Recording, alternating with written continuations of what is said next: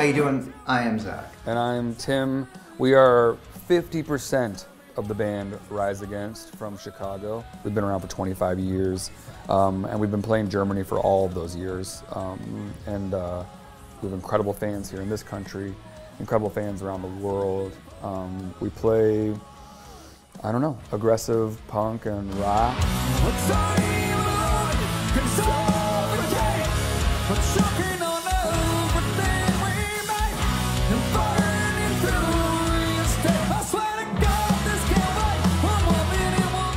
All right, ready? Yes. Are you sure? Yes. Deep breath.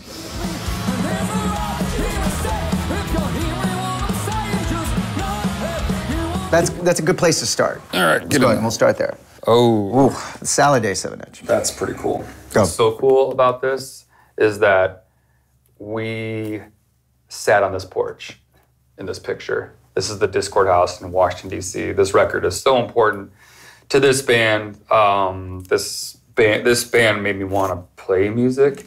And so years and years later, we got to be friends with this gentleman, Brian Baker. And then Brian took us to the Discord House and we've sat on this porch and we've taken this picture, actually. Which is kind of, I'm gonna say, the peak of my career. Oh man, we're listening now to Minor Threat's Stand Up.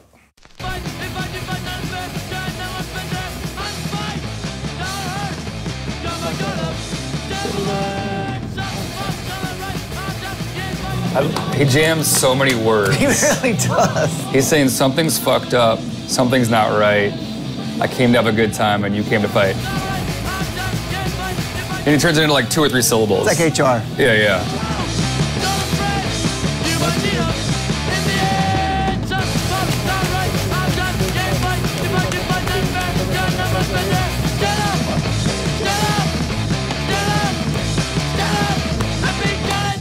It's almost like rapping. Okay, let's put this up. So I'll do it. No, you got it? Oh, okay, I like this. So the songs on here, Minor Threat, Stand Up, Seeing Red, Bottle Violence, Small Man, Big Mouth, and Straight Edge. Minor Threat were like the first band to put like a word to the idea of living your life, rejecting alcohol, drugs, you know, that kind of thing. And I'm sure Ian did not predict it becoming a phenomenon. But there were enough of us out there who like didn't identify with the drinking and drug culture, right. And then he sort of unintentionally created like an anthem for it, and very quickly distanced himself from it. Right. You're talking to 2 straight edge kids today, Absolutely. So it had a lot of influence. Yeah. I'm gonna go in a little bit. Let's go in a little bit. Yeah, go for it. Okay. I've picked AC/DC Back in Black. I believe, and I might be wrong, the #1, if not then one of the most #1 sold records of all time. I think it's up there with Eagles' Greatest Hits. Yeah, I think you're right. Dark Side of the Moon. Produced by Mutt Lange. Thriller, Michael Jackson Thriller. And what an amazing feat that was, because, you know, their famous lead singer had died. So this is the first record with Brian Johnson. And he had a lot to prove, because everybody loved Bon Scott that was on his way out. He passed away. So a timeless record. Such a timeless. Like I think, and one of the best sounding records I think ever made. Yeah. I think most, you'll hear people checking PAs with this record. Like most studios like still reference this record for drum tones, guitar tones, you know, all of it. Mutt Lange was kind of a genius. And they just kept going. You know, it was such a traumatic event, losing their singer. They got this guy from a band called Geordie, Brian Johnson from Wales, wasn't even Australian, which they're famously Australian, and made this record. And his voice, just on the, I'm gonna play the opening track, the title song, Back in Black. It was such a mission statement. It was such a, we're back, this is what we are now. They didn't know it was gonna be a success, they just wanted to make the record. And I remember being a kid and just hearing these riffs and hearing his voice. It was almost scary how good it was, you know, how intense it was. Let's see.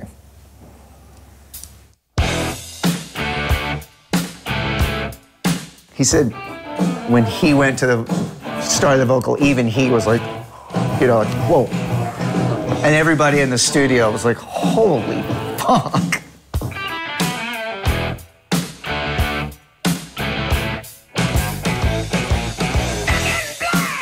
I hit the So insane. 1980. Yeah.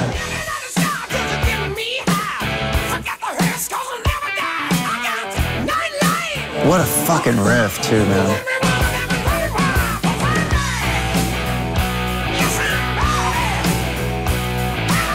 You can like hear all the instruments so clearly.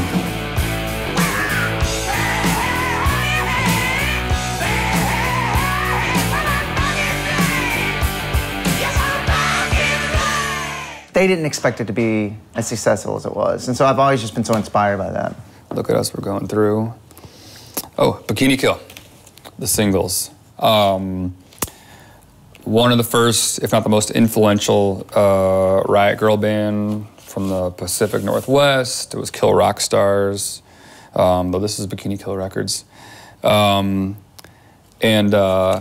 think Bikini Kill was probably one of the most influential all-female punk rock band. Mm-hmm. And what they did is they would not just talk about what it's like being a woman in society, but they would talk about what it'd be like being a woman even within like a punk scene, you know, and the struggles that came with that as well. Damn it. Oh, this is great. That was like the end of the... The end of the last song. I'm getting better at this.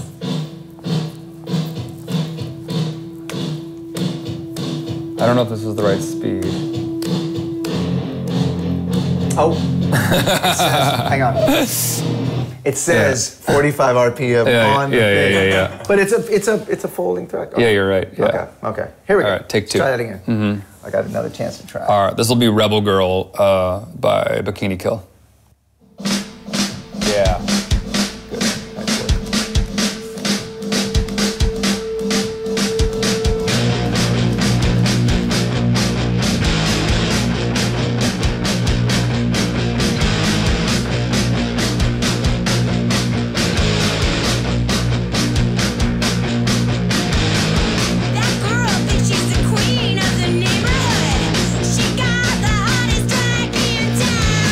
At the time, the punk scene was getting real creepy, real sort of sexual assaults and things like that happening. You know, once the lights were down and you're in a mosh pit or you're standing so close to people, you know, women were getting assaulted, and Kathleen Hanna and this band was calling that out, you know, in real time from stage, and that hadn't quite happened yet.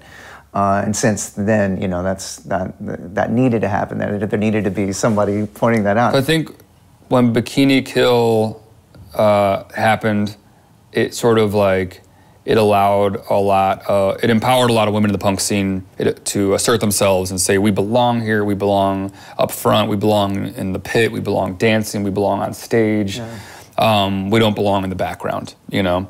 And I think that even in a punk scene that considers itself very progressive, like that was still controversial, you know what I mean? Mm-hmm. And I think that there's been progress since then, but sometimes it's like a one step forward, two steps back kind of thing, you know, because we still have these problems, sexism in society leaks into a punk and hardcore scene as well. Yeah. So it's something that is timeless in that sense. You know, it always needs to be said. It never, you know, should be not said. We're digging. Mm-hmm. I'm gonna pick Amyl and the Sniffers.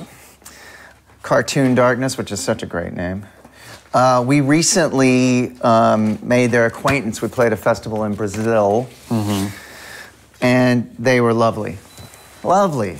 She's an amazing person, but God, what a frontman. Front person.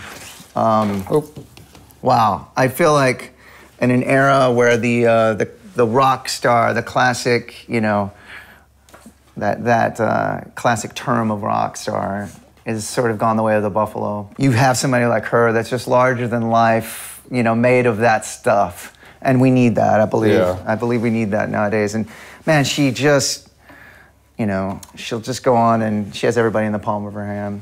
You know what, we're just gonna go with this first song. This is called Jerkin, which is a great name.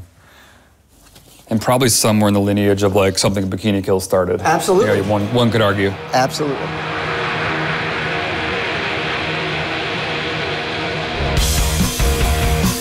Also good riffs. Great riffs. Totally.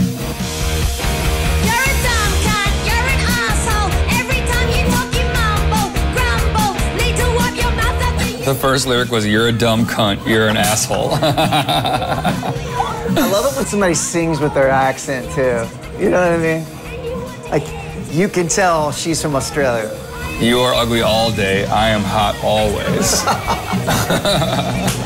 I'm getting that tattoo. Fucking genius. Yeah. Brilliant. Gablin. I feel like we're gonna get to it eventually. No, we're gonna get to it. Yeah. Sure. Black Flag, Damaged. This is an important record for anybody in the punk scene, anybody getting into punk and hardcore. Absolutely. These are one of the godfathers, the Mount Rushmore of punk. For everybody in our band, we have covered songs from this record. We have listened to this record a lot. This band and its connection to Rise Against is that Rise Against has made 6 records with the producer Bill Stevenson, who was the drummer of Black Flag. Not on this record. Not on this record. But he was the drummer of Black Flag for a long time on many records. And so it's always been fun to be with Bill and get great Black Flag stories, you know. Oh, this intro. This intro sounds like, you know, something fucked is about to happen. I think Bill described it as a serious ill will toward humanity, and I couldn't describe it any better. It explodes when it comes in.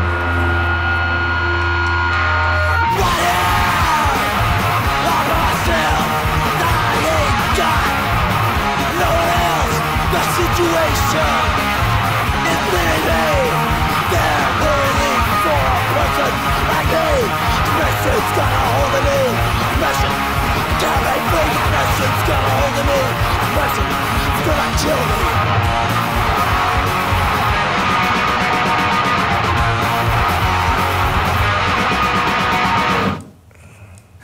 me. So a fun fact: we were getting tones on on this record with our producer Catherine Marks, and it was me and Barnes, our drummer, Brandon Barnes, and our bassist Joe Principe. And it's not a song on this record, but we were going through the Black Flag song, Jealous Again. And one of the reasons we chose her, she's not, you know, she doesn't come from our background, and which is a good thing. But we were playing a Black Flag song, and she goes, wow, is that one of yours? And I said, oh no, Catherine, in our culture, this is the alma mater. You know, this is our Pledge of Allegiance. And it's true, you know, they are sort of the torchbearers for all of us, I would say. You got some good ones here, man. So we're picking Bob Dylan. This is Blowing in the Wind, which I would take is, you know, one of his classic acoustic folk songs that he has electrified. The answer, my friend, is blowing in the wind. The answer is blowing in the wind. It's live. It sounds amazing. Yeah. Such a good tempo. Like.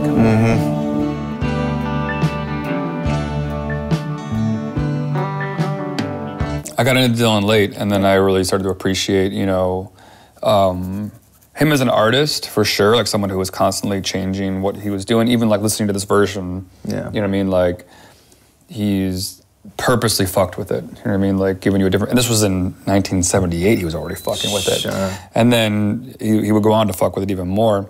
But then Dylan was an example of like a folk hero who could inject politics into music and still be like extremely commercially successful, you know? Like, I feel like there are people that are polarized when they hear music that has politics in it. And sometimes they'll even say like, you know, keep your politics out of my music or whatever it is, like less talk, more rock kind of thing. But we forget that there are hugely successful, timeless commercial artists who never sacrifice success for politics, or like vice versa. Always political. And well, that song was political. Right, yeah. So like I feel like people like Dylan gave bands like us like permission to, you know, to don't don't check your opinions at the door Yeah. when you pick up a guitar or whatever. You can talk about these things, you can sing about these things. And he showed us that there's an audience for it. There are people that are hungry for, you know, commentary on life. Mm-hmm. Thanks for having us. Thanks for bringing records. Cool. Hope you got a little insight to us and music we listen to and like.